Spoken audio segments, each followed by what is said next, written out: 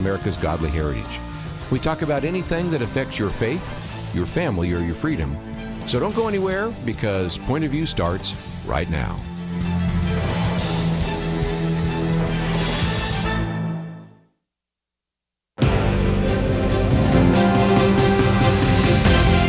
Across America, live, this is Point of View.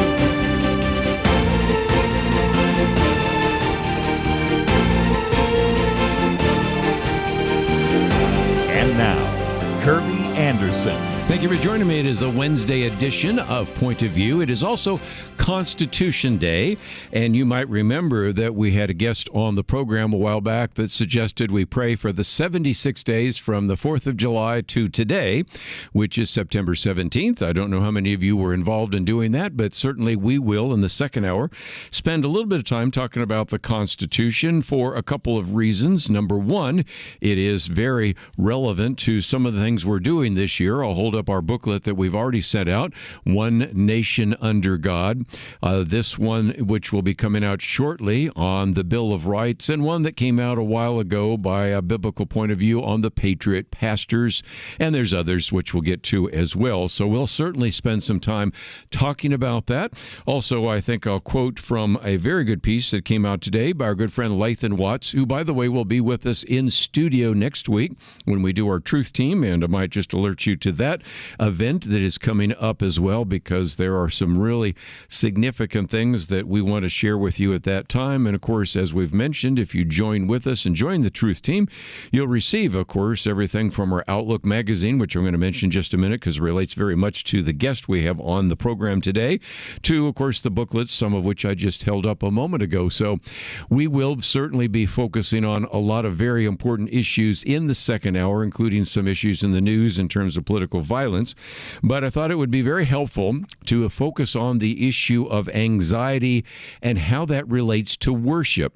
We have, of course, had people like Max Lucado on the program many times. He's written about that. One of the individuals that Michael Jordan, the author of this book, has mentioned is R.C. Sproul. He's been on the program with us as well, and others. And so this is a book that I thought may be helpful to all of us. Worship in an Age of Anxiety, How Churches Can Create Space for Healing. And I think we will certainly be able to dig into this in some detail. Reverend Dr. Michael Jordan has his Ph.D. from Drew University.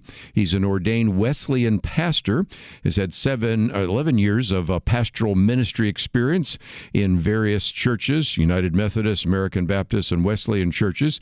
Also, I might mention, serves as the dean of the chapel and also an associate professor of religion at Houghton College, and he joins us now by phone. So, Dr. Jordan, thank you for being with us today here on Point of View. It's a great privilege. Thanks so much for having me on, Kerby. Let's talk about anxiety. Almost a third of your book really gets into that in some detail, and I think it is very relevant because we really are in an age of anxiety, aren't we? We sure are, yeah. It's certainly easy to kind of pin on the pandemic, but that's something that's been rising for a long time. One of the things I found when I was researching this was the idea that the average American child, when I was a kid in the 1980s, experienced about even a little more anxiety than child psychiatric patients reported experiencing in the 1950s. So this is not just a pandemic thing, but something that's been on the rise for a long, long time. You make a connection there between mental health and spiritual health. And this, I think, is the sad commentary. Matter of fact, let me just hold up one of the things that will be coming to many of our listeners is the latest issue of Outlook. And I'll hold this up. This is the article that I did on the anxious generation. We, of course, had Jonathan Haidt on the program. We've also had some others that have addressed that issue. But he, looking at it from a more secular point of view, isn't going to draw the inferences that you are. And so let's, if I can, ask you to do so, because it does seem to me that there is a connection, and you talk about that early on in your book.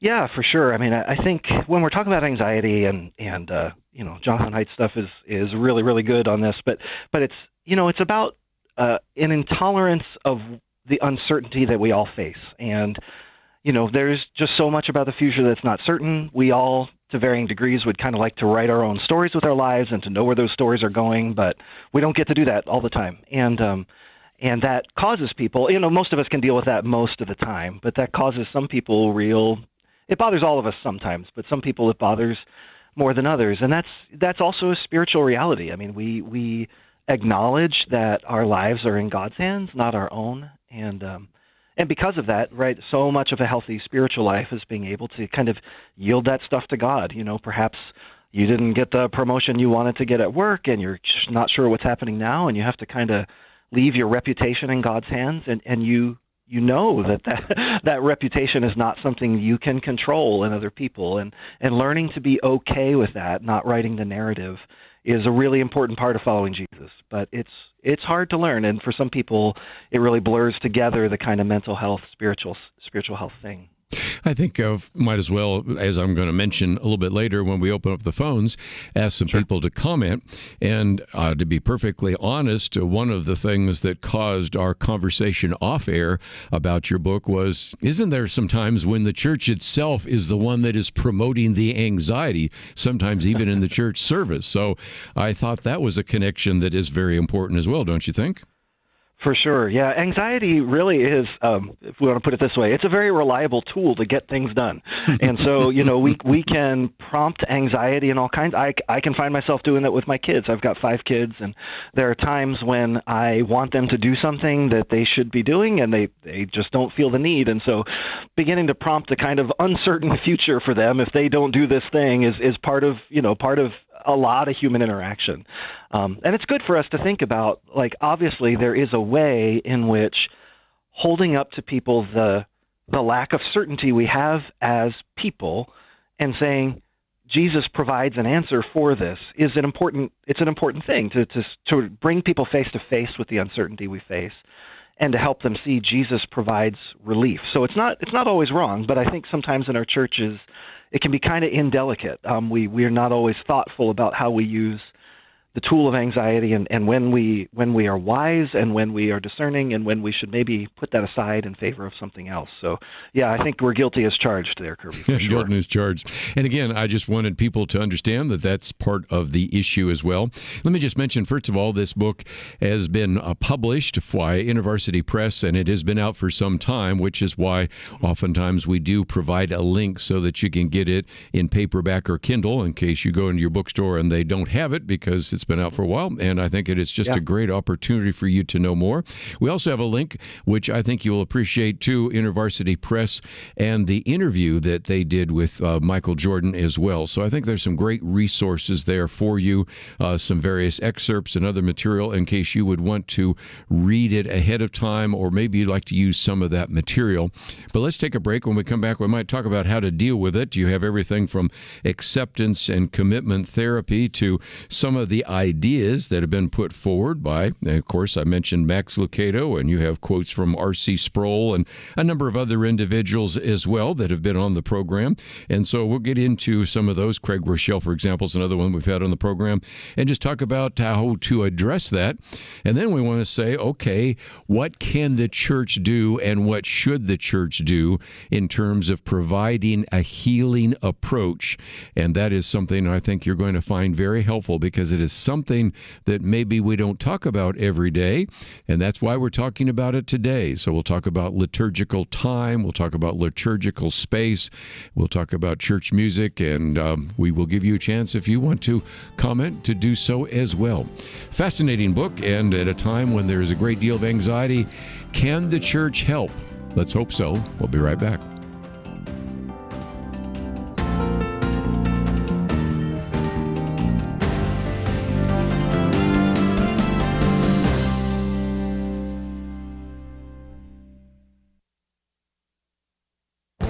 This is Viewpoints with Kerby Anderson. Wokeness can be found in just about every academic discipline, including the recent revelations of woke science.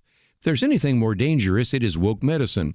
The attack on meritocracy is well documented in Heather McDonald's book, When Race Trumps Merit. As important as the book is, the danger is driven home by Ann Coulter's column, No Biggie, Just the End of Civilization. Many institutions have dropped their standards, but she decided to focus on the impact on medicine. For example, the American Medical Association The American Association of Medical Colleges and American Association of Pediatrics have all agreed that medicine is racist. You can find lots of articles in science journals and medical journals talking about racism. The solution is to lower standards or change standards for medical school. Heather McDonald writes that the average score for white applicants on the medical college admission test was in the 71st percentile. The average score for black applicants was in the 35th percentile, a full standard deviation below the average white score. Therefore, we shouldn't be surprised that medical schools responded by dropping the MCAT for black and Hispanic students.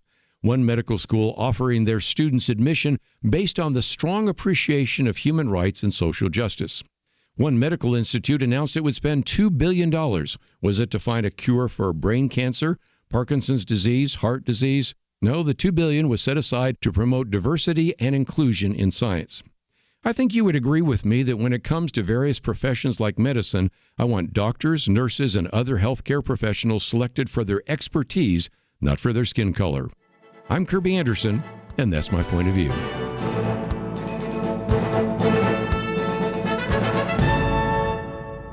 For a free copy of Kerby's booklet, A Biblical View on Inflation, go to viewpoints.info/inflation. That's viewpoints.info/inflation.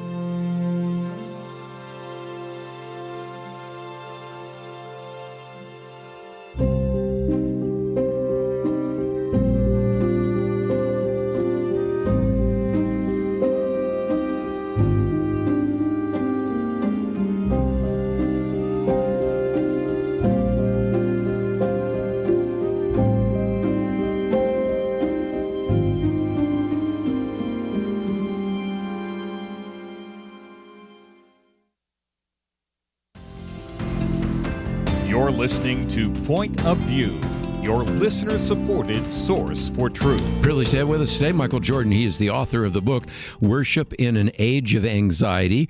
It's part of the dynamics of Christian worship and how churches can create a space for healing. And Michael, I certainly want to spend some time talking about the liturgical answers to that and worship.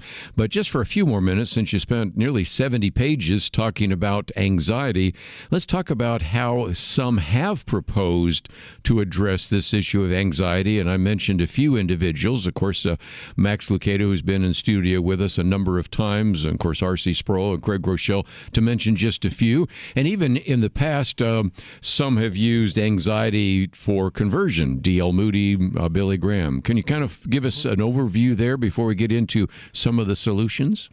Sure, for sure. So what I think is interesting is there's kind of like there's two faces to the ways that we talk about anxiety. So on one hand, you have speakers who will talk about anxiety as always kind of a negative, like anxiety is the thing that robs us of our joy. I think that was the Sproul quote that was in there. The idea of, be anxious for nothing literally means don't have anxious feelings about things. So on one hand, you have that kind of approach that says the anxious feeling itself is a sign that something's wrong. On the other hand, though, as you say, there are preachers who, to varying degrees, and I talk about Charles Finney and Dwight Moody and Billy Graham in the book, and to varying degrees sort of understand how anxiety really does sort of contribute to the way we make decisions. And those three gentlemen, again, to varying degrees with varying purposes, kind of understood those tools, some of them explicitly and some more implicitly, and sort of thought those are good to help people make decisions. And again, I really want to be clear. Like, I think that the decision to follow Jesus really is often prompted by my future really is uncertain. I've kind of gotten to the end of myself. I have tried all the things I know how to try. I can't do this myself anymore. And so I need something different. I need to know someone. And so proposing Jesus at that moment is a really, really helpful thing. So, I think people have talked about it in different ways, but often it's hard when that's the logic that kind of undergirds a lot of why you choose to follow Jesus, and then you hear, oh, it's a bad thing. So there's some real some bifurcation in the way that people talk about it. Well said. Let's, if we can, kind of get into this idea of whether or not the church can provide a healing approach. And I guess maybe you and I can try to thread the needle, because there are individuals right now that will say you don't go to church to be told that you're doing well. You go to church to be challenged. And so there's a sense in which if you go to a church and you always walk out comforted, maybe that church is doing the wrong thing. But on the other hand, and that's the part that you want to bring in, there are people getting beat up by the world. They are dealing with very significant issues. They are facing divorce, abuse, all sorts of other issues. And the church should be a place of healing. And oftentimes when we talk about worship, as you point out about middle part of the book, our idea of worship is computer-controlled concert lighting, digital automated sound systems, high decibels, high-definition screens. I could go on, but you get the idea. Because that's, unfortunately, when people come to worship, the image that they have in their minds, and that's not what you're talking about. No, that's great. Thank you. Let me, I want to kind of address the first part of this first here. So I think that space between like coming to worship to be challenged as opposed to coming to worship to be comforted, I sometimes feel like people who see it that way are just missing a kind of crucial component. I like to think of it in terms, using the metaphor of marriage. I have the world's best marriage. I shouldn't say that. I have the world's best wife, for sure. And she and I have a great marriage where we have learned and grown from relationship with each other. Super proud of her, and she's super proud of me most of the time. I appreciate that.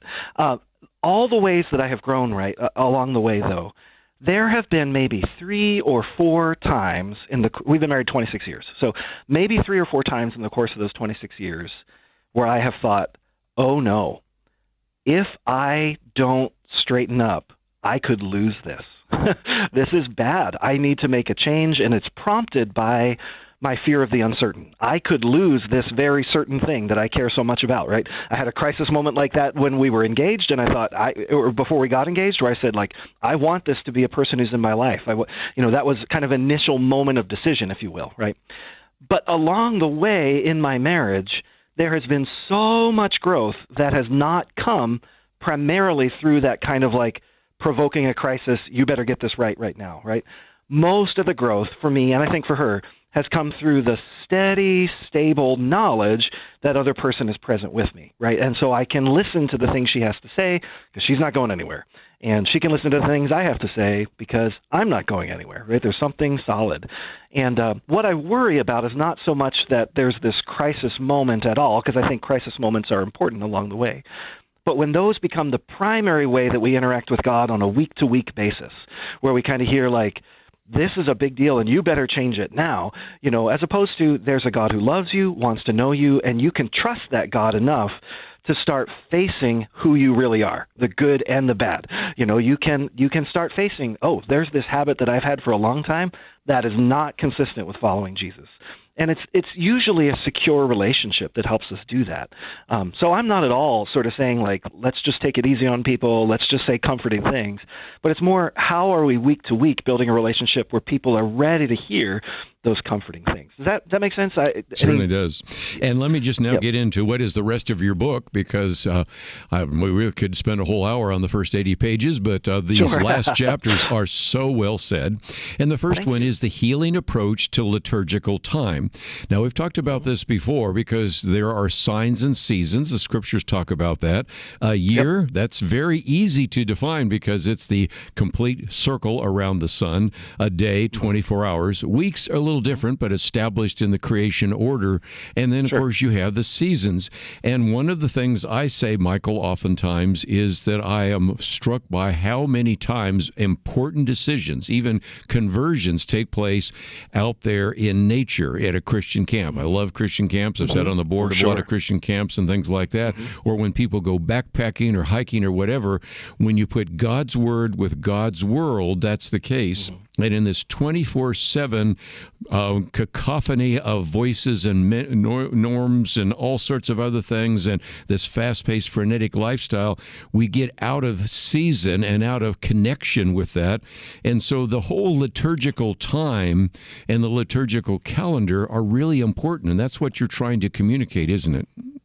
Yeah, I really get very exasperated with conversations about liturgical time sometimes, because when we're talking about the Christian year, like I remember when I went to seminary and learned about seasons like Lent and Advent and Pentecost, and I was not part of a church that did much with that growing up. And so sometimes conversations about this mostly sound like, oh, I went to seminary and learned some new name for it. So, you thought it was Father's Day. Turns out it's Pentecost, and it just becomes kind of an unnecessary argument. For me, the real genius of the liturgical calendar is that every year it walks you through the same cycle 2 times. There's a season of Advent that's repentance and preparation. There's a season of Christmas that's celebration of what God is doing. And there's a season of Epiphany, which is about God's work going out into the world and an invitation to join him. So it's kind of repentance, celebration, participation. And then the same thing happens again around Easter, right? Lent is a season of preparation. Easter is a season of celebration. Pentecost is the season of participation. God's Holy Spirit is going out into the world. Let's go with him. And so for me, like, the genius to that is not, oh, we get to put up some fun colored banners and we get to refer to, these kind of esoteric seasons. But no, it's taking me out of my own little story, and it's putting me in God's story in a way that takes many weeks to tell, right? So we're able over the course of 4 or 5 weeks, 7 weeks during Lent, but to really say, what is going on in me that needs repentance? What needs to be made right? And then what do I need to celebrate? And then how do I participate in what God is doing? And all of a sudden we stop focusing on ourselves and what's going on inside us, and more about what God is doing, and that's the really exciting thing about worship, is when we discover what God is doing and get involved, Well, I certainly agree. We need to take a break. But again, that's just one of the chapters on a healing approach to liturgical time, and really reminded us of the calendars. We come back, though, we're going to talk about the healing approach to liturgical space, room to flourish in a technological age. And we'll step on some toes, no doubt, there. And then we'll talk about the healing approach to church music and a number of others. And if you find this fascinating, it is part of this book, Worship in an Age of Anxiety, How Churches Can Create Space for Healing. Dr. Michael Jordan is the author of it. It is published by our good friends at InterVarsity, and we have all sorts of information on it, our website, pointofview.net. Stay tuned. We have a lot more to cover right after this.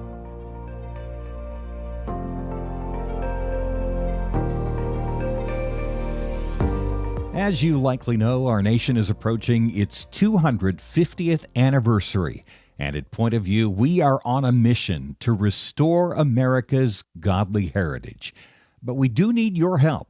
The first step in restoring America's godly heritage is educating people about the biblical truth that shaped our nation, including the truth that God is our creator and the source of our rights, the truth that people, including those in government, are prone to sin, and the truth that freedom requires internal moral guidance, which comes from belief in God. Point of View educates listeners on these truths every day, but we need support from people like you in order to operate. The best way to join in our mission to restore America's godly heritage is by joining the Truth Team. Learn more at pointofview.net. Or you can call us at 1-800-347-5151. That's pointofview.net and 1-800-347-5151. Point of View will continue after this.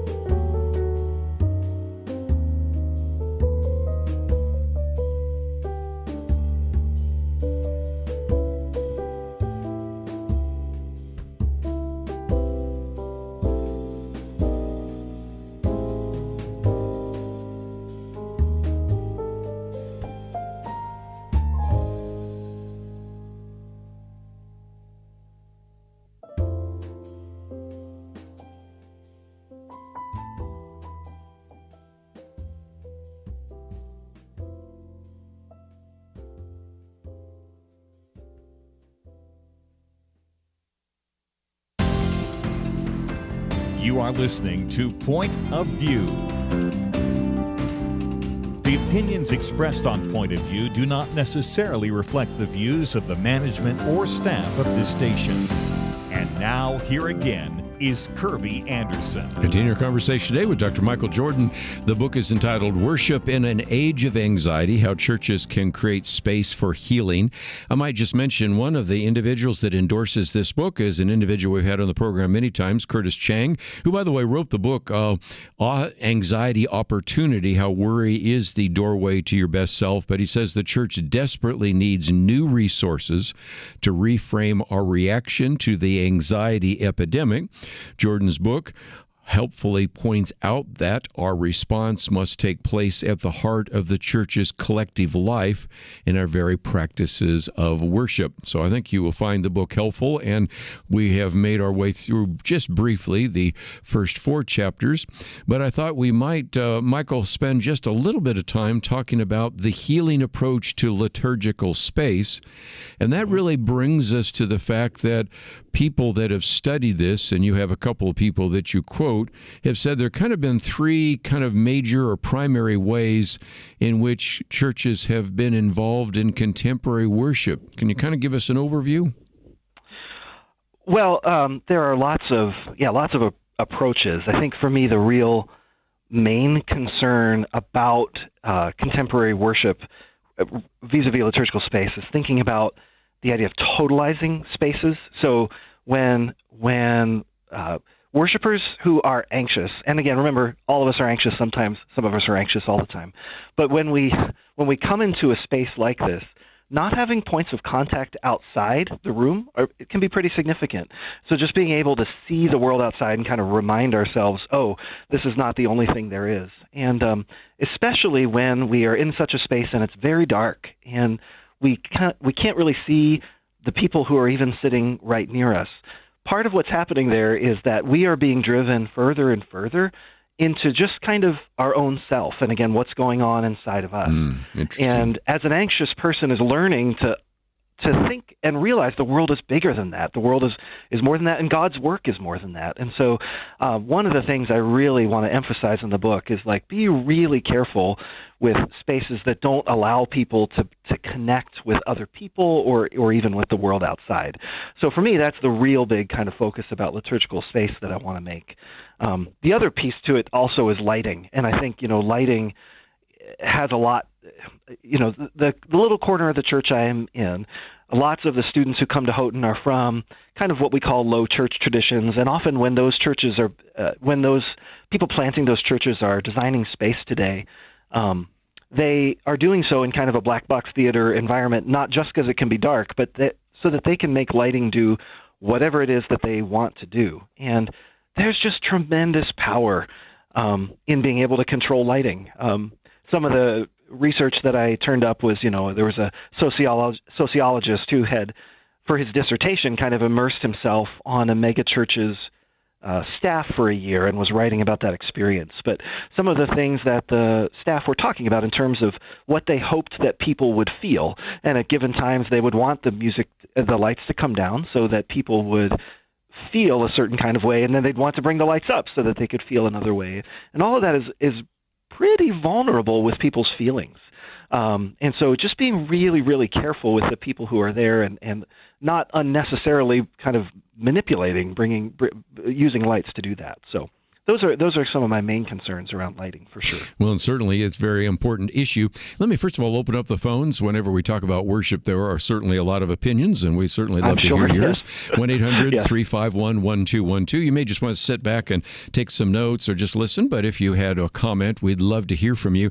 And just for a second to pick up on that before we get to the next chapter, I go to a big church, which you don't see the windows outside, but then I teach in a chapel, which has has some stained glass above, but the lighting so that you can see out. And it's amazing to me that when I'm teaching and preaching, sometimes I will point out and say, when we go out into the world, or there's a sense in which if there's a rainstorm, or there is maybe even an individual who has to get into an ambulance or something like that, there's a sense in which we're still part of the world in the chapel, which we aren't in a church. And that's the first time when you were bringing that up that I thought about. These are very different kind of teaching and worship experiences. And it just brings us back to listeners right now that are thinking about building a church or a sanctuary or whatever. Oftentimes church architecture is really important, and if we can learn maybe some lessons from some of the great cathedrals in the past, or some of the places where churches have been able to have a very profound experience on your worship experience, that is something to really take into account. And so I appreciate you bringing that up. Yeah, for sure. It's always ironic to me, because I think part of the genius of the evangelical tradition has been to say, we don't need a sanctuary, we don't need a special place. We can worship in a place that feels secular. But what we've kind of done when we build buildings without kind of windows from the outside is we end up kind of reconstructing a kind of sanctuary where we say, like, this is the place you can come to feel God's presence in a certain way, but when you get out in the world, all those lights are not there and all that noise is not there, and it's just ironic to me that I think we've kind of recreated sanctuaries, I think, without intending to. So good. One of your chapters is on a healing approach to church music. Yeah. And what you're saying here is we should be evaluating what you call the script that we've inherited. I'll just let you kind of take that for where it goes, because it's a fascinating discussion about what you call the cult of novelty, individuality, and a variety of others, and whether the congregation sings, the choir sings. There's a lot to be said, but I'll give you the chance to kind of explain that if you could. Really significant strand in American church music in the last 75 years has been the praise and worship movement. And this is not to say that's a bad movement, but I think sometimes we haven't really wrestled with the implications of the movement. And pretty significant component of praise and worship is the idea that when God shows up, we feel a certain kind of way. There's a feeling that ought to, or normally kind of accompanies God's presence. And that's not to say that before the praise and worship movement, nobody ever felt anything when they sang. But there is a sense in which the praise and worship tradition moves that from being something when we all sing together, we feel something, to every individual person is kind of feeling something inside of them when they sing. And so because that's so much of the way that we worship, and that's kind of something we take for granted now, I would imagine most of your listeners go to churches where that's kind of taken for granted, that worship is going to kind of give you a feeling inside. And part of what I want to say is that, I don't think any of us would say out loud that if a person doesn't feel that, they're less Christian. But there is a way in which, when it seems like everybody's feeling that all of the time, that's a script that if you're not feeling that, you begin to think, do I fit here? If you are going for help with your anxiety, if you're going to a therapist, one thing they're teaching you is, feelings are only feelings. Feelings are not binding realities. And you can live, this would be a secular therapist, you can live in a way that's consistent with your values even if you're not feeling it. And as a Christian, I totally believe this, like that there are days when I feel God close and days when I don't, but I can follow Jesus regardless, even in the days when I'm not totally feeling it. But then sometimes our approach to music can kind of confuse that a little bit, where it's sort of like, if I'm not feeling that, is God here? And I just want us to challenge that script a little bit. Let's try to expand the kind of feelings that we expect to have when God's around. Let's expand the idea that feelings are just something I have inside and not something that are connected to other people. So let's push back on that script a little bit so that it's a little more flexible about all of our feelings. And I think what we'll find, honestly, is that will help people who are coming at all various stages of life.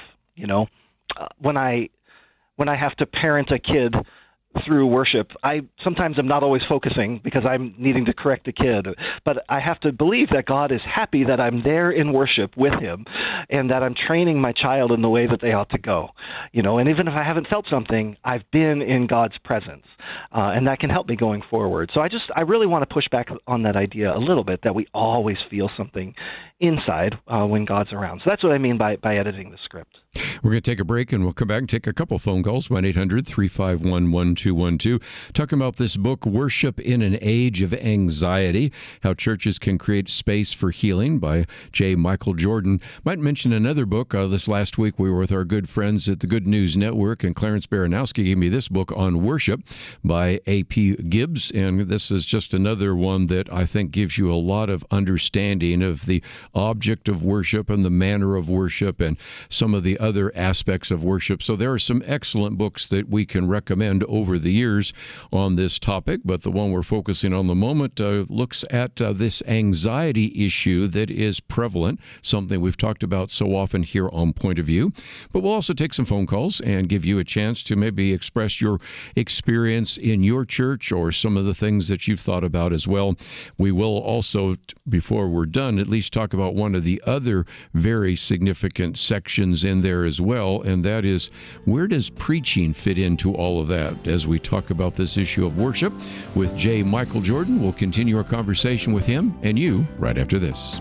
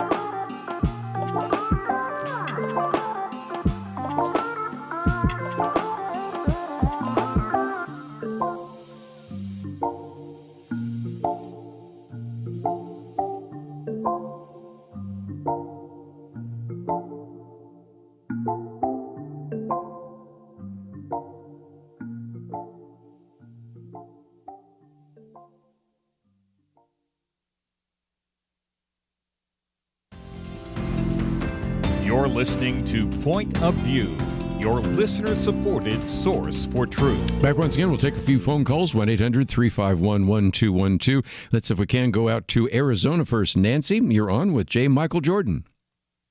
Hi.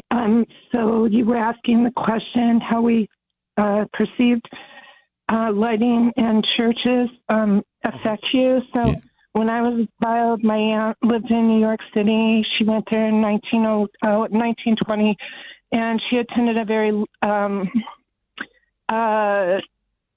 respected church in New York. It had stained glass. It had wood family pews that in the 1800s you would pay to have a pew, and that was in lieu of a tithe. And it had a pipe organ and a preacher stand, something like an Anglican church. Mm-hmm. And that was the first time that I really felt the glory of God was in that place there as a child. When my parents moved to Arizona, we attended the oldest church in Arizona. It's in Prescott, Arizona. And the worship building that was sort of a streamlined Frank Lloyd Wright feel to it. The room that they were worshiping in at the time, and not very many windows, and that felt really closed in, like you were holding the world out, which was, I think, supposed to be the concept of that. Mm-hmm. But then we went to a church out in Chino Valley that was sort of a mixture. The windows were narrow, but they had stained glass up the front, so you had this color and light coming in that was just wonderful, and it was. I felt like it was a God thing, how even the light would play on that as the preacher would give his message. Sure. And he was a Baptist minister. He was a lot more fired up, but they had a traditional altar call there, and the music. We actually, there we had a honky-tonk player from the 1940s. Let me let Michael jump in for just a few minutes here, because we only have a certain amount of time. But there she gives three very different examples of churches, and yet you can see that does have an impact on the worship experience, doesn't it? For sure. Lighting, it's interesting because the grain of truth that people have picked up on is lighting really can point us to God. And Christians have for a long time sought to manipulate light to help it help us kind of experience or understand something about the beauty of God. And so what I'm more worried about is in these places where light is so easily controlled by people. These are very powerful tools to make people feel things. And often the people who are utilizing those tools don't really know the ramifications of what they're doing. You know, they don't receive the same kind of training that I did before I went to preach the gospel, which is also a powerful way of sort of pointing people to Jesus. So, there's something just, to me, kind of different between the stained glass experience and the black box theater with the bright lighting. Wow. And we've Yeah. talked about, of course, liturgical space and music. Let me just take one more before we take a phone call. A healing approach to preaching, faithful to text, self, and listener. That you felt was important. When sometimes people think of worship, they think of what happens before the preaching, but worship is part of the preaching, and you've got some issues there that we need to address as well, don't we? Yeah, well, I just think, again, an anxious person is just trying to, understand who they are in the context of a larger story. And I think sometimes we listen to preachers who are running away from either what the text actually says or, I always tell my students when I'm teaching them to preach, I said, you have to preach the text that's there, not the text you wish was there, and sometimes there's that, we betray a kind of anxiety with the Bible if we sort of subtly make it say what we want it to say instead of what it says, and likewise, I think we also, I've run the college chapel here, I ran the college chapel here for a long time, and often we'd have speakers who came in who were a good deal older, but sometimes they would try to act younger and run away from who they were as opposed to just be the person you are. If you're 40-something, 50-something, 60-something, 20-somethings don't need you to be another 20-something. They need you to be the best you that you can be with God's Spirit living in you. And so if you're running away from that, you're not teaching them something about how they can go forward faithfully in who they are. So you have to preach the text as it is, you have to be the person you're called to be,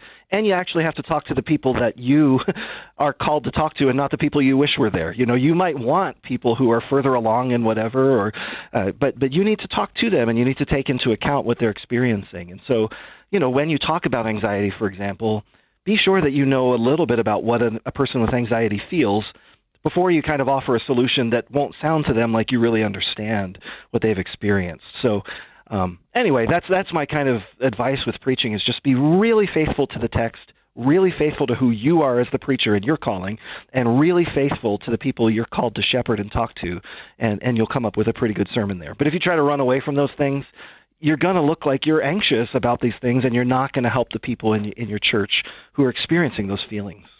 You have a whole section that you talk about anxiety and the disconnect from Scripture, and then come back and then talk about being faithful to Scripture and healing our relationship with the Bible.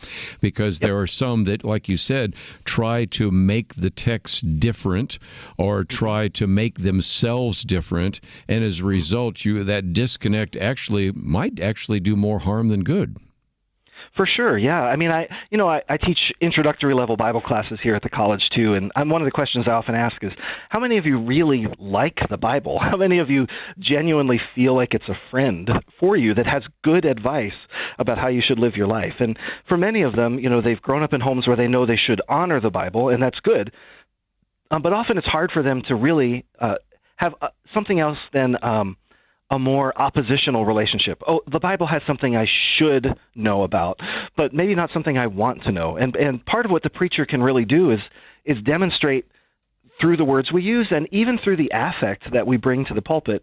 This is a good book. I like this book. This book points people to the living God reliably. And even if there's something that's complicated for you, like if we're talking to a group where we know there are divorced people, we don't run away from the passages that talk about divorce. We don't have to hit people with them, but when we acknowledge, like, no, this is here and it has good advice for you, it has a good guidance for you to know the living God, we're helping to heal people's relationship with this book that God really wants them to know and to love. Well, again, I just think people would like to know more about worship in an age of anxiety. We have that information there as well. I would be remiss if I did not mention that being the Dean of Chapel, as well as an Associate Professor of Religion at Houghton College, that people can find out more about houghton.edu. Almost every year I'm in New York because either I'm speaking at Camp of the Woods or Word of Life or something like that, and I meet all sorts of people that are graduates of Houghton or planning to go there. And so, again, I just think that that's another place where people can connect up with you. And I do appreciate, Michael, the time that you spent in writing this book. And thank you for the time you spent today talking about it here on Point of View. Kerby, this is a great privilege. I'm so glad there are folks reading it, and it just means a ton to be asked. So thanks so much for the invitation.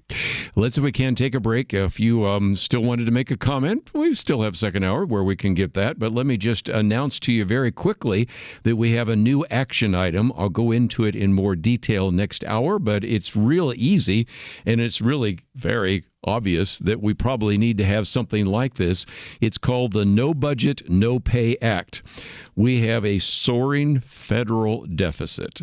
We have a national debt. We have a need to at least have a budget. I will be honest with you, Congress is supposed to have a budget by the end of this month, September 30th. Will they have it? No, they won't. Should we pay individuals who can't create a budget? And I think you know what I'm going to say. So here is a real opportunity for you to find some of the material that we have available, and it is a way in which you can contact, again, your 2 United States senators. It's a No Budget, No Pay Act. We'll talk more about that right after these important messages. It almost seems like we live in a different world from many people in positions of authority. They say men can be women and women men. People are prosecuted differently or not at all, depending on their politics. Criminals are more valued and rewarded than law-abiding citizens. It's so overwhelming, so demoralizing. You feel like giving up, but we can't. We shouldn't. We must not. As Winston Churchill said to Britain in the darkest days of World War II, never give in, never give in, never, never, never, never yield to force, never yield to the apparently overwhelming might of the enemy. And that's what we say to you today. This is not a time to give in, but to step up and join Point of View in providing clarity in the chaos. We can't do it alone, but together, with God's help, we will overcome the darkness. Invest in biblical clarity today at pointofview.net or call 1-800-347-5151.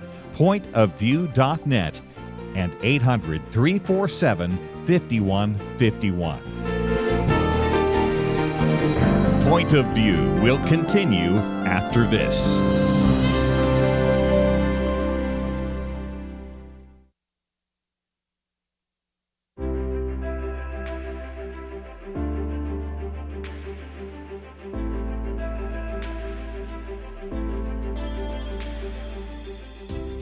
Going through the stations and caught Kerby and a very interesting topic. So just listening to it, and so just by hearing the topic, I can relate to some of those topics. But it has impacted my life a lot. I enjoy listening to the station.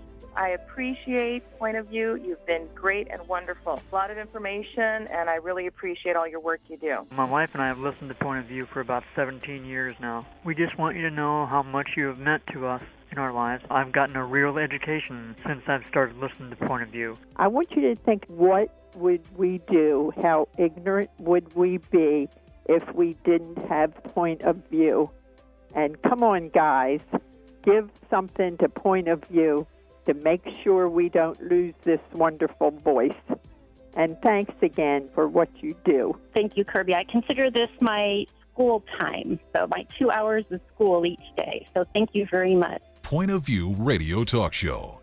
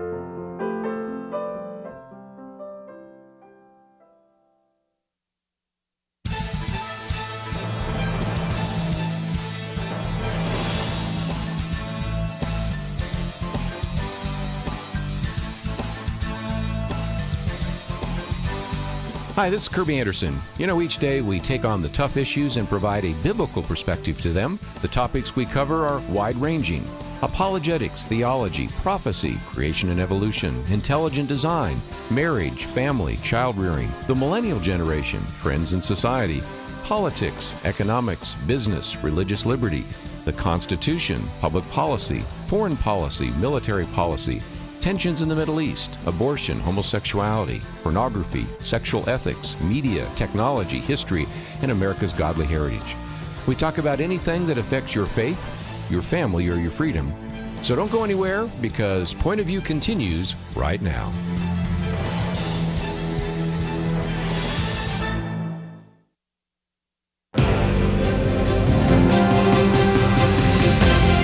Across America, live. This is Point of View.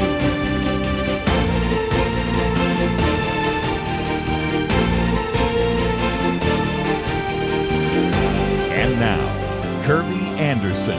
Second hour today, Constitution Day. We'll get to that in just a minute, but if you were with us the last hour, we had Michael Jordan with us as we talked about his book, Worship in an Age of Anxiety. I've got some leftover phone calls. Let me at least take this one from Michael in Arizona. So, Michael, thank you for staying on and being willing to address this today. What's on your mind? Oh, well, this is just such a wonderful and beautiful conversation and topic when it arrives at the right conclusions. Which is an appreciation of God and how we express it and how other peoples are impacted in our attempts to worship God, you know, through this particular medium, in this case is music, which has such, you know, as we talked about lighting, music, all of these elements, we understand what we're talking about and how it transforms our lives because it gives most people, it's like the primary evangelistic tool to bring us into our first encounter with that kind of sacred space and to develop an appreciation for it that draws us to return again and again. And so the worship is intentional, as your show often, alludes to, in the sense that the end result is that everybody, you know, in this verse, that's the controlling verse of my life. It says, you know, no longer shall a man teach his brother, saying, know ye the Lord. For they shall all know the Lord, from the least to the greatest. For the earth shall be filled with the knowledge of the glory of God as the waters cover the sea. And that is in itself is a beautiful, beatific vision. And then Revelation 4, where we talked about the light, you know, the throne, what emanates is light. And out of that light is a rainbow. And we see, you know, when you use a prism, the light refracts. So it's the combination of all of these. The creation, what we see, we can't help it in every aspect of it. Respond with worship and find some way of expressing it. And music is. Yeah, I think we can hear you pretty well. Unfortunately, I think we have a train going by.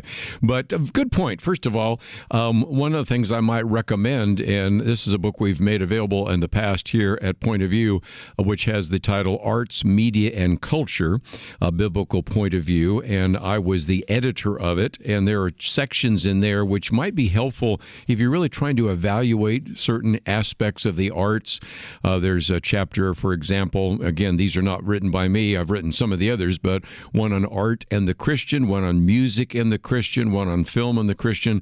There's even an appendix put together by an individual on how and should we actually analyze biblically songs. So that's a booklet, a book that we have made available in the past. But more importantly, I might also point you to the booklet that is on the issue of a biblical view on imagination, which is written by our own Steve Miller. And that would be a resource that I would certainly want to put in your hands to educate you about these issues, because we do need to think about what we do inside church. We don't talk about a lot of things inside the church. We want to support the church, but we recognize sometimes there's some intramural debates and discussions, and certainly one of those is the so-called worship wars. But I thought this would be just an appropriate way to take a real concern that we are seeing today, and that is the need for anxiety, and to talk about what can the church do to reach out. This is, I think, a great evangelistic opportunity. It's a great discipleship opportunity. And so that's one of the reasons why my producer, Steve Miller, and I thought it might be a helpful conversation. But I thought for just a few minutes before we get on to the issues of the day, since it is Constitution Day, I thought I'd read a little bit from Lathan Watt's piece.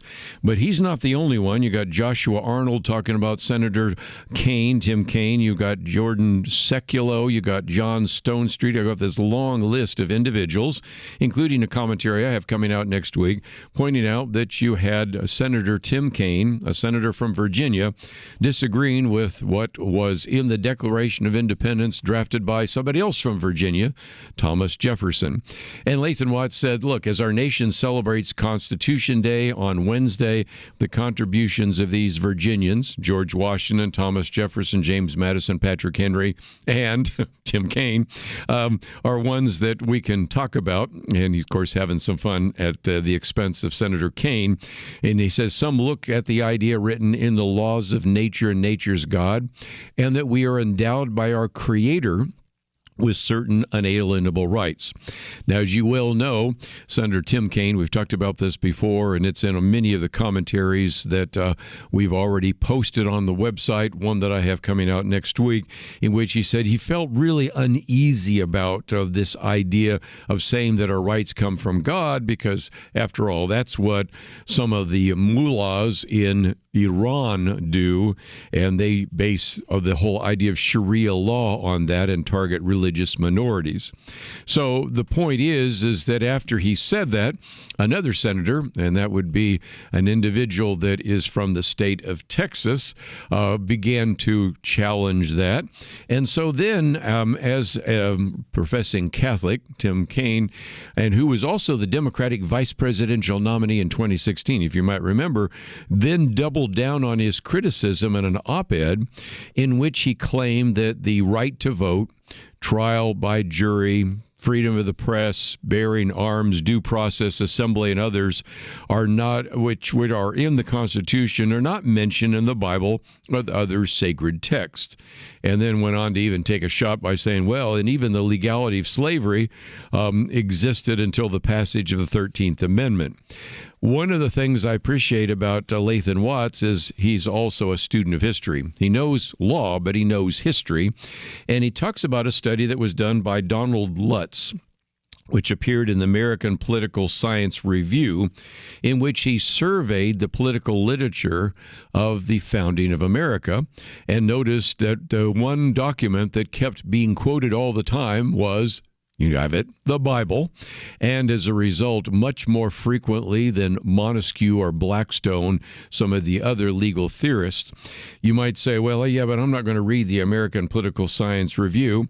Well, here is the book by Donald Lutz, which shows again what a geek I am. I actually have his book on our shelf here because it is called The Origins of American Constitutionalism.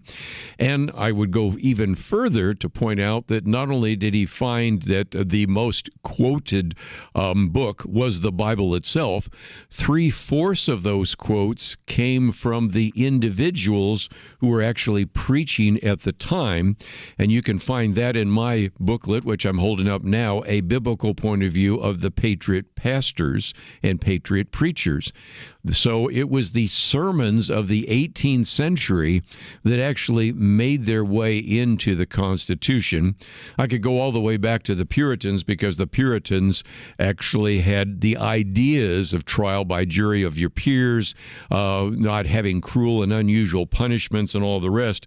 So true, yes, Senator Kaine, it isn't found in the Bible, but people that believe the Bible long before the Constitution was even written already were implementing these ideas and articulating those ideas, and those are the ones that came into our Constitution. One of the reasons why we're making available this booklet right now on a biblical point of view on one nation under God, because we talk about it in that booklet as well. And it's just a reminder that once you do your history, then you can see how wrong-headed some of those ideas by Senator Tim Kaine were. We'll be right back.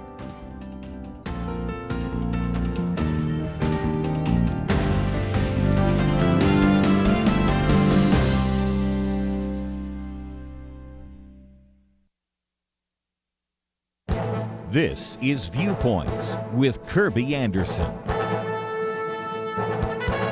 Wokeness can be found in just about every academic discipline, including the recent revelations of woke science. If there's anything more dangerous, it is woke medicine.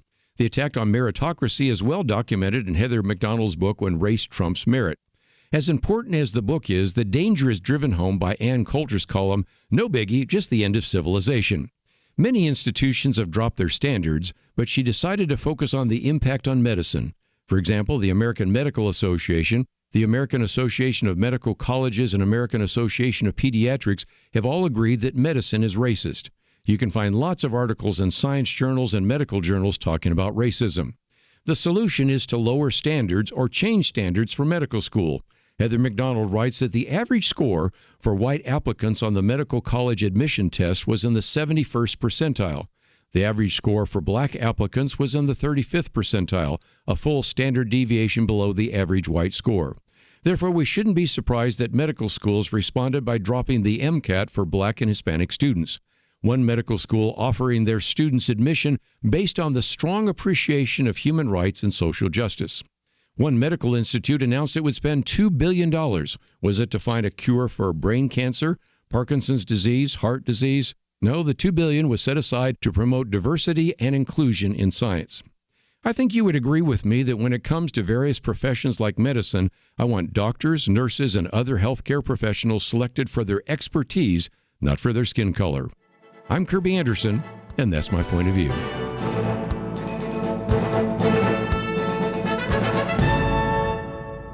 For a free copy of Kerby's booklet, A Biblical View on Inflation, go to viewpoints.info/inflation. That's viewpoints.info/inflation.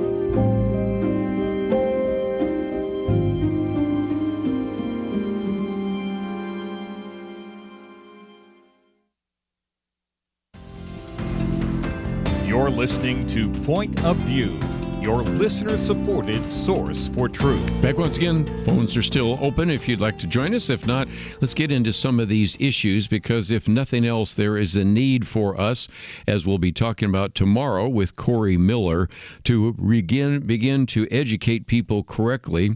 His book is talking about the progressive miseducation of America, and there is quite a bit to look at, and we'll try to spend an hour tomorrow talking about that with him. But let's, if we can, look at the contemporary issues right now, what's been unfolding right before our very eyes. And Noah Rothman does a very good job of what he calls the making of a delusion in real time. Part of the problem is that there are myths, legends, misinformation, disinformation in real time.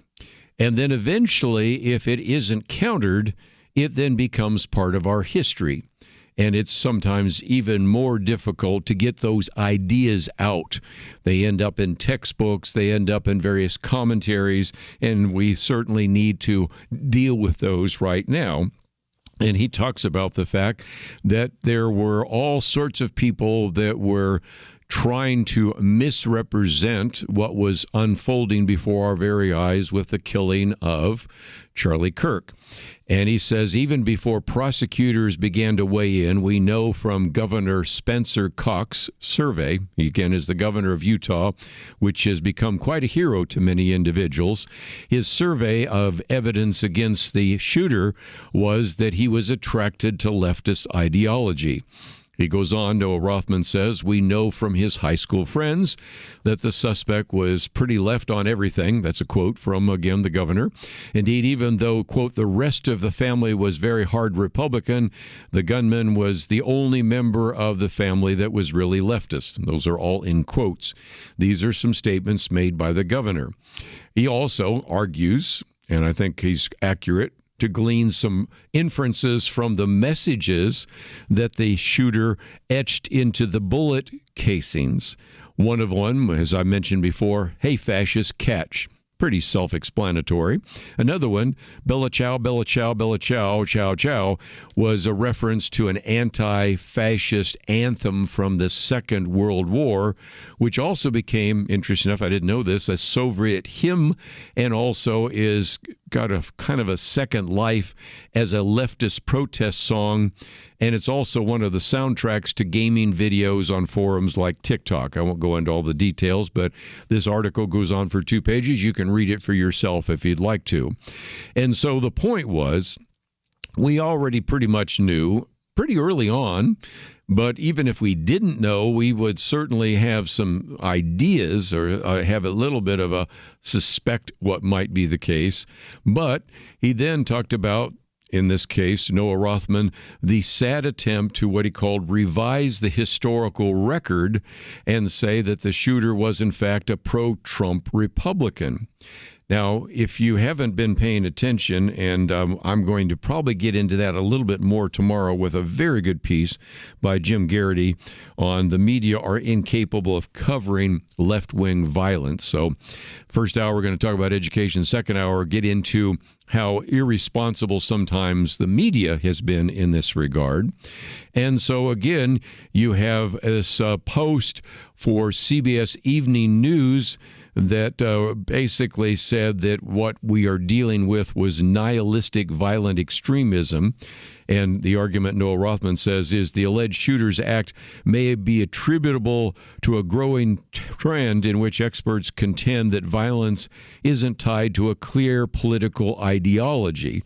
It's a phenomenon, he says, similar to child murderers committed by the Annunciation Catholic School shooter, both of whom were associated with adjacent or online culture of trans ideology. So, of course, as he points out, and he's putting this in quotes with a tongue well pleased in his cheek, the motive remains elusive. As a matter of fact, CBS anchor John Dickerson simply said their violence seems not driven by obvious ideology.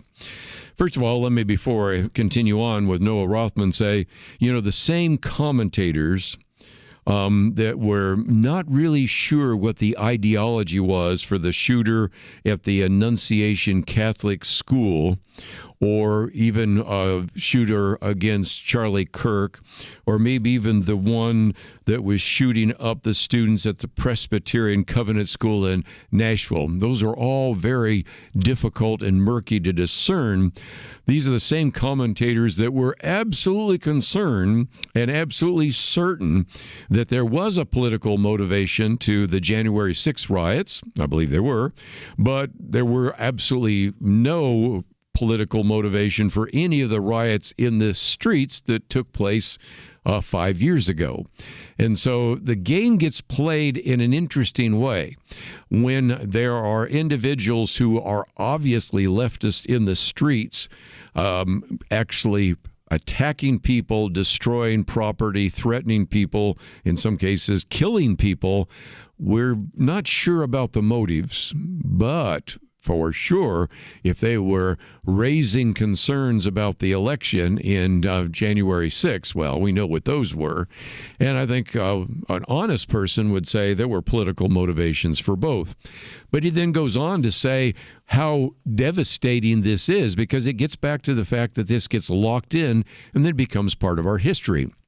as he quotes from Heather Cox Richardson. Don't know her, but nevertheless, she is one of Substack's more popular writers, with 2.8 million that are part of her subscriber base, who insisted, in fact, the alleged shooter was not someone on the left. Rather, he was a young white man from a Republican gun enthusiast family who appears to embrace the far right, disliking Kirk for being not sufficiently radical enough. And lest you think, well, nobody believes that, let me point you to the latest YouGov poll, which on Sunday found that more of their respondents believe that the shooter was a Republican than a Democrat, 24% to 21%. To be fair, a good number of those, 40% of the people, said they were not sure. But what's so interesting is among the self-described Democrats, more than 40% of them were sure he was a Republican. And among the people that were young adults, those under the age of 29, 30% of them were sure. So you can see the fact that if we don't correct the record, it eventually gets locked into history. One more point that he makes is, at first, the activist left insisted that we could quantify political violence. And that goes back to the decimal point. I loved how he said that there, because you have Representative Seth Moulton the other day saying this with a straight face, that 76% of the political violence comes from right-wing extremists, and only 4% come from left-wing extremists. And then kind of, knowingly say, well, I repudiate the 4%, but we know what the real problem is. It's the right-wing extremists. Well, after the break, I want to give you the list and then show you how you come up with 76%, because after all, we have been told by the previous president that the existential threat for the world is climate change, and the existential threat for America are white supremacists. And so how do they come up with that? And I will get to that in just a minute. But nevertheless, one of the things I thought was very good by Noah Rothman was that even there, to quantify that 76%, not 3/4, 76%. Matter of fact, at one point, I think I quoted where he even had a tenth of a percentage point, but we'll leave it there. And so that, again, was the effort. I think it was a failed effort to try to claim that the real danger is from the American right. And I play it both ways. It doesn't matter whether you're left or right, Republican, Democrat, white, black, Hispanic, whatever you might be. The bottom line is political violence is wrong. Okay, that should be easy enough for both sides to say, but it apparently is not. And, of course, when they didn't change the subject, because just the other day on CNN, I finally saw some people saying, that issue is probably, this both sides issue is probably not very good. Well, then we saw the fallback position to insisting that it really doesn't actually matter what the alleged killer believed, when they believed what he was saying was pretty obvious. So the point he's making is that we are living in this world where sometimes delusion is certainly running rampant. And as we've said before, whether it's intentional disinformation, whether it's accidental misinformation, whether it's just I don't have all the facts, we need to have discernment. But I thought, since Noah Rothman said, what about this 76% of right-wing extremists versus 4%? I thought I'd give you the list, and I'll let you come to your own conclusion. But we need to take a break, and we'll come back right after this.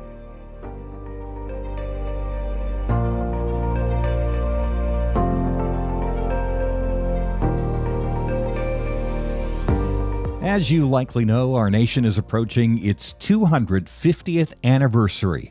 And at Point of View, we are on a mission to restore America's godly heritage. But we do need your help. The first step in restoring America's godly heritage is educating people about the biblical truth that shaped our nation, including the truth that God is our creator and the source of our rights, the truth that people, including those in government, are prone to sin, and the truth that freedom requires internal moral guidance, which comes from belief in God. Point of View educates listeners on these truths every day, but we need support from people like you in order to operate. The best way to join in our mission to restore America's godly heritage is by joining the Truth Team. Learn more at pointofview.net, or you can call us at 1-800-347-5151. That's pointofview.net and 1-800-347-5151. Point of View will continue after this.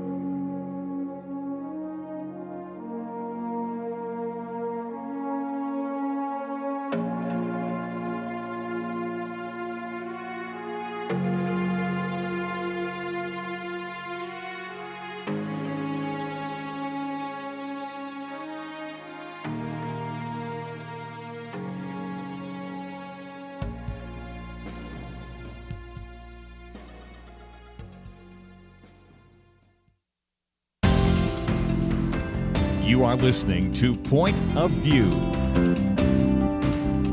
The opinions expressed on Point of View do not necessarily reflect the views of the management or staff of this station.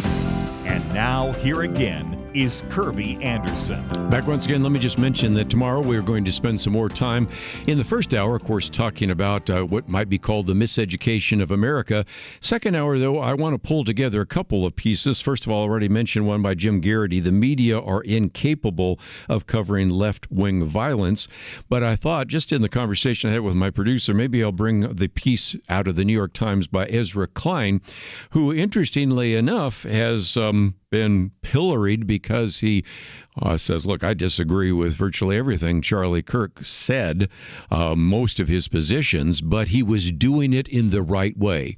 We need to have more dialogue. We need to engage people more. And I've heard that they're trying to get him fired for, as a liberal, even saying something that is what used to be seen as common sense. So I'll give you some counterpoint on that. But just a minute ago, I talked about the Noah Rothman piece about making of a delusion. And I thought, especially when people hear that 76%, that just doesn't ring true.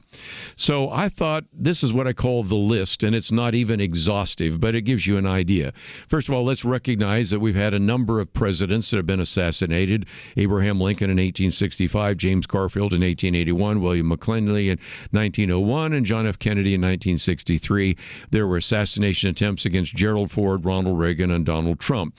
So even at the national level, we recognize there's been sometimes political violence, but in many cases, those were brought about by one or more individuals who wanted to end the life of an individual.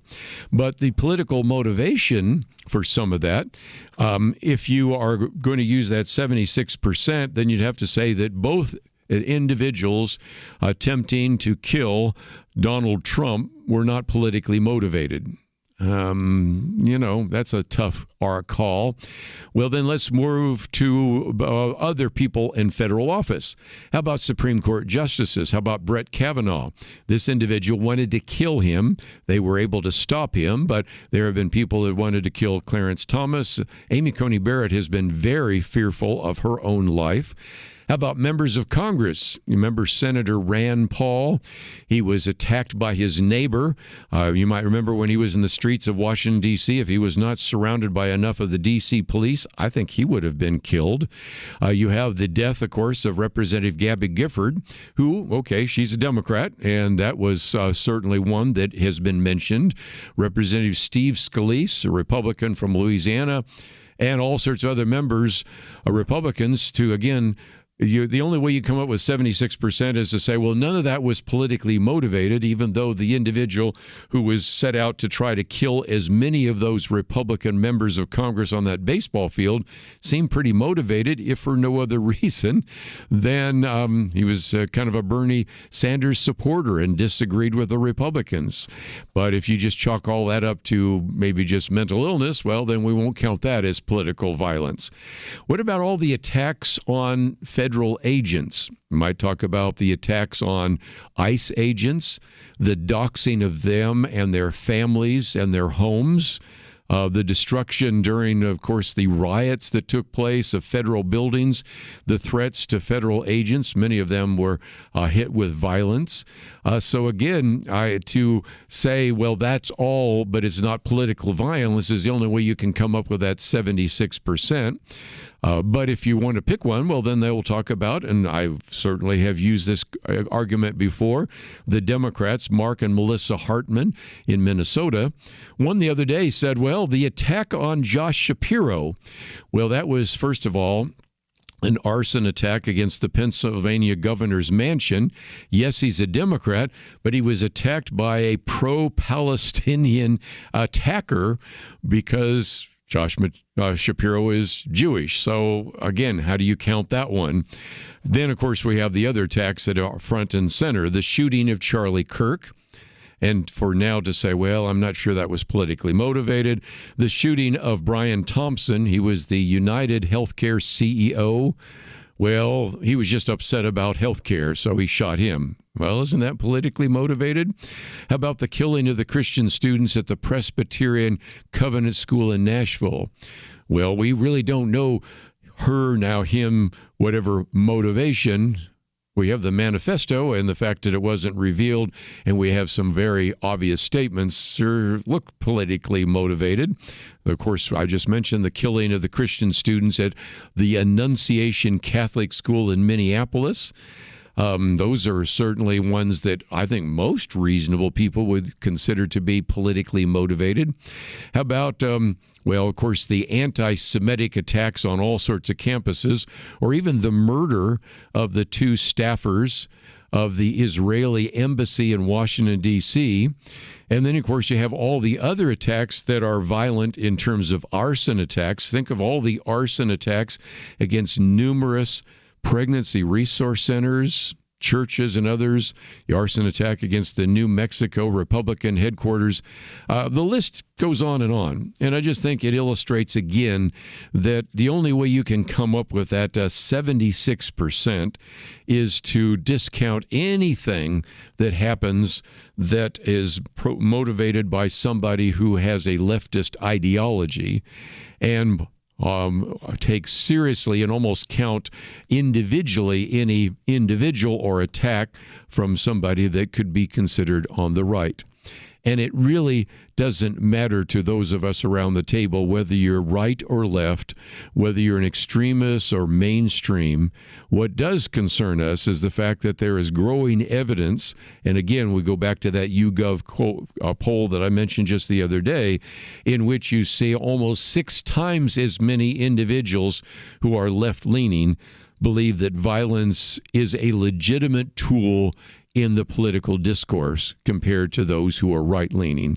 And I discount anybody that would say yes to that, but it's 6 times higher for the left than the right. So to keep playing this game of both sides is to ignore what seems to be a problem that needs to be addressed. How do we respond? Well, I'm now going to be once again critical of our Attorney General, Pam Bondi. She needs to think about how to watch her words. She was on the Katie Miller podcast, and this, by the way, is our next article that you can read, so you can see I'm not taking any of this out of context. But Pam Bondi, the Attorney General of the United States of America, said, "We will absolutely target you, go after you, if you are targeting anybody with hate speech." Well, Charlie Cook, who we like, said actually she won't. She won't target or go after anyone for hate speech because legally, first of all, there's no such thing as hate speech in the United States because as a government employee, she is bound by the First Amendment. And if she tries it anyway, the Supreme Court, he says, will side against her 9-0. I agree. She even went on to say there's free speech and then there's hate speech. There's no place, especially now, especially what happened after Charlie Cook. Again, Charles Cook says, guess what? The distinction is false. It's incorrect. It's imaginary. It does not exist. It is fiction. Under every relevant Supreme Court precedent, speech is speech is speech. There are other categories of speech, libel, incitement, threats, but this idea of hateful speech is the case. Then she goes on with Sean Hannity. At this point, you might think probably would have been good to just back down, but didn't happen it. Pam Bondi said to Sean Hannity, as employers, you have to have an obligation to get rid of people. You need to look at people who are saying horrible things, and they shouldn't be working with you. Businesses can't discriminate. If you want to go in and print posters with Charlie's picture on them for a vigil, you have to do them, and we will prosecute you for them. What she's talking about, when I mentioned yesterday, Office Depot decided that they were not going to print the posters of a vigil for Charlie Kirk. And again, Charles Cook says, again, no such obligation exists. A business can get rid of an employee for saying ugly things, or in this case, for refusing to do a job for which they were hired. But again, if you want to go in and print posters with Charlie's picture on them for a vigil, you have to let them do that. We can prosecute that. And again, Charles Cook says, neither of those things are true. If Office Depot had declined the request because the consumer consumer had white skin, that would be illegal. But printing is an expression. Private companies are thoroughly within their rights to decline to accept a commission that implicates them with that expression. Have we not learned anything from Jack Phillips and all these other cases we've talked about on Point of View? I'm sure Lathan Watts will have some things to say about that. But, Mr. President, I think you have an attorney general that needs to be maybe set aside. This is not what you would expect from an attorney general of the United States. Fortunately, there have been a few people that have addressed this issue, and we're going to come back after the break and talk about how Speaker Mike Johnson responded to some of these comments. We'll be right back.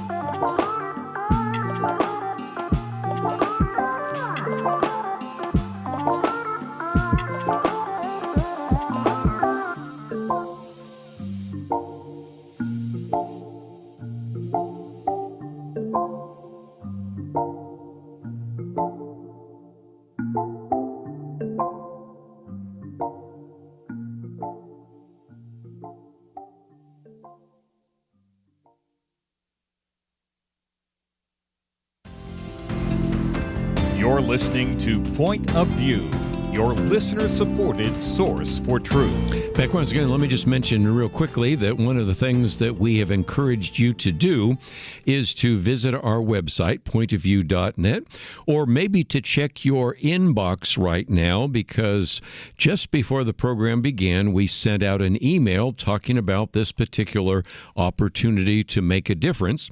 It's again entitled No Budget, No Pay Act. It's Senate Bill 88, and this is why I'm encouraging you to contact your 2 senators. Makes pretty good sense to me, and that is simply that once we talk about the need for us to get to something that even looks like a balanced budget, rather than just passing these continual resolutions down the road, just kicking the can down the road, it is time to say, can we hold you accountable?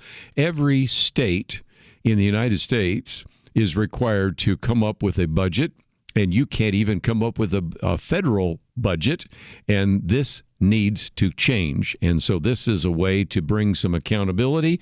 So if you go to the website, pointofview.net, in the middle section says Take Action, click on the Take Action. We give you some information about the No Budget, No Pay Act. We give you some suggested material that you might want to use to contact your 2 senators, and then you can hit send. There's an option there where if you want to print it out and mail it, you could do that too. But nevertheless, or even if you want to preview it, but we make it very easy. And I've run into so many people over the years that have simply said, I must be honest, never did a very good job of contacting my elected officials, but ever since listening to Point of View, I've been able to take advantage of that. And if you're ready to tell members of Congress, in this case your 2 senators, if you can't pass a budget, well, then you shouldn't get paid. Now, a lot of the senators are multimillionaires. They probably wouldn't care anyway, but I think it's one way work for me. They shouldn't represent my company or my agency, and I have every right to do that. I think that's appropriate. That's personal behavior and decorum, and you have a right to enforce that. But he went on to say that this is something in which we certainly have to make a distinction between, say, an airline pilot, office depot employees, healthcare professionals, whatever it might be, and went on to say that leaders cannot call their political opponents Nazis and fascists and enemies of the state because they disagree with their policy. I mean, he says that's something we should have learned in grade school. And so, yes, you have the freedom, but you also should be held accountable for it as well. And what I thought was so interesting, if you go out on X, there's a few people that have said, well, all of a sudden now we're hearing about hate speech. Everybody's all upset about this. And one of the people said, hate speech is the left's baby, the very foundation upon which most of their arguments are built. Now that they're on record against hate speech, it means it's time to overturn any hate speech, hate crime statutes. We have their support, right? Time to turn this table. We'll see. The idea of hate speech has always been questionable constitutionally, and I think going all the way back to, I think it was the state of Wisconsin was the first one to have a hate speech piece of legislation, and we just have to recognize how that has not worked out well. But my last piece is really kind of setting you up for what we're going to be talking about tomorrow and then again on Friday, and that is New York on the Brink. It's by Byron York, and he says, New York is on the brink. This next year will bring the 25th anniversary of 9/11, and with it, there's an irresistible urge, he says right now, for journalists and commentators to say, New York is going to elect its first Muslim mayor. Except that's not the real issue. Talk about missing the lead, because in some respects it has nothing to do with whether he's Muslim or not, and everything to do with whether or not he's a socialist or not. But he points out that the new CBS poll shows that he has a 15-point lead, and that even having some of these of his opponents dropping out probably will not work. Another recent poll by Emerson had him 43% to Cuomo 28%, Silwa 10%, Adams 8%, so that's the case. And he says one measure of how weird this campaign is even though Mamdani is indeed a socialist running as a Democratic nominee, some top leaders in the Democratic Party cannot bring themselves to endorse their own team's candidate. That would be Senate Minority Leader Chuck Schumer from New York, and also the House Minority Leader Hakeem Jeffries, also from New York, have not endorsed him so far. But the governor of the state of New York, Kathy Hochul, has, but even in her editorial, talked about the fact that he at least embraced a couple of issues she agrees with, but ignores the fact that he's also embraced or proposed abolishing the police, establishing city-paid child care, imposing an impossible business-crippling $30 minimum wage, sky-high taxes, and on and on and on, but we will see.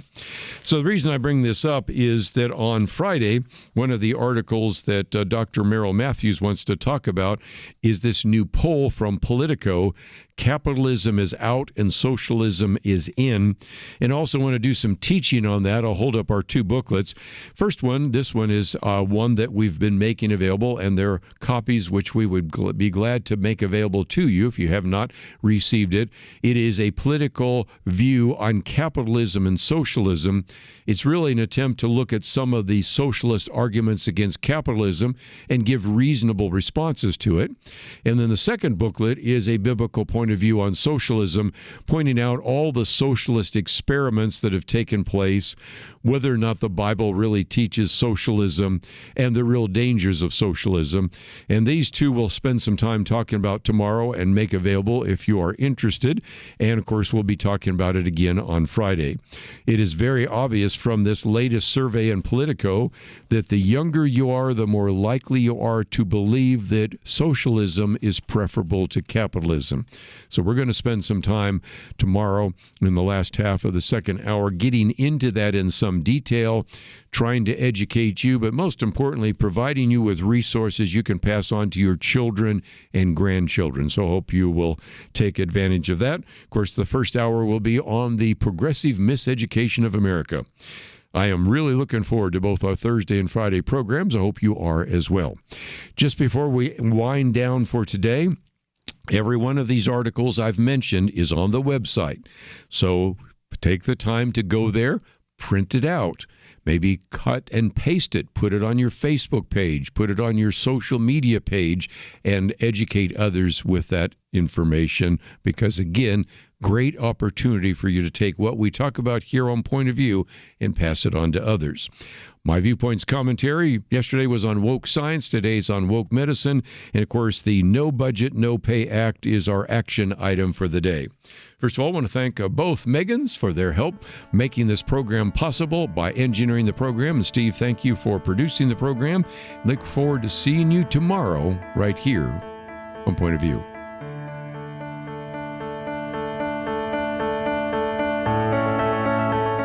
At Point of View, we believe there is power in prayer, and that is why we have relaunched our Pray for America campaign, a series of weekly emails to unite Americans in prayer for our nation.